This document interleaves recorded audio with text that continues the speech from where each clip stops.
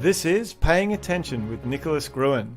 We explore fresh ideas to improve the world using nothing more than our secret superpower and yours, paying attention. I'm your host, Matt Jones.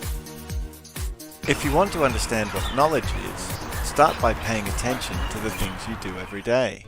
Matt didn't learn to ride a bike by reading a book or attending a lecture. He learned it by doing it, by trying and by practicing. The knowledge Matt has regarding how to ride a bike is tacit knowledge, something we pay far too little attention to because our minds are mesmerized by explicit knowledge. Explicit knowledge can be read in a book. It's the sort of knowledge that tells you that the earth is round or that E equals MC squared.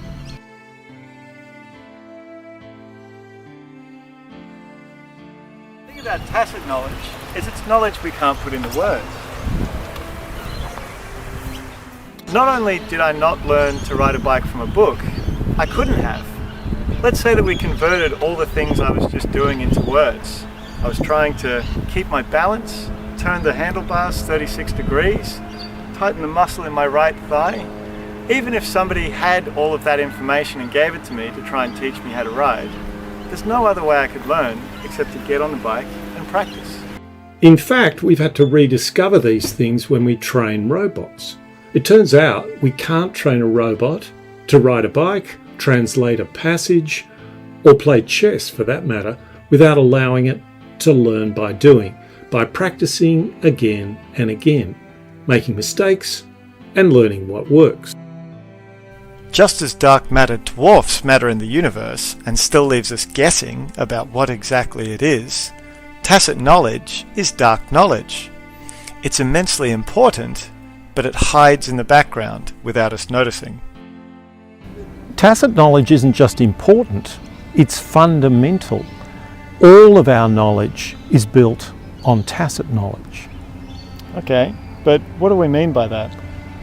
So consider the words that I'm using in this sentence. Think of those words because I can't think of those words. I'm just using the words.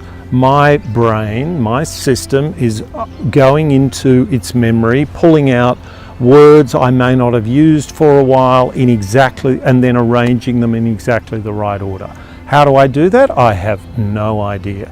I know that I learnt how to do that over a long period of time, starting as a baby, going through toddlerdom, as it were. That's how I learnt how to throw and catch and walk and sing. That's how I learnt how to read. And so, explicit knowledge is built on this foundation of knowledge, of tacit knowledge, knowledge that we can't even explain to ourselves. All right, fine. So we all use tacit knowledge, but what does that actually mean for me? Why should I care? Well, right now there's an arms race going on in explicit knowledge, and that matters to us all. If you want a job, we look at the marks you got at school and at uni, and the chances are those marks measure your explicit knowledge. It's much harder to measure your tacit knowledge, so we do it very little. But there are crucial qualities that make people good or bad at their jobs that are tacit. So a good maths teacher would know mathematics, but it means very little to me, the student, if they don't know how to teach it. The same goes for all sorts of occupations, from doctors and social workers to managers and business people.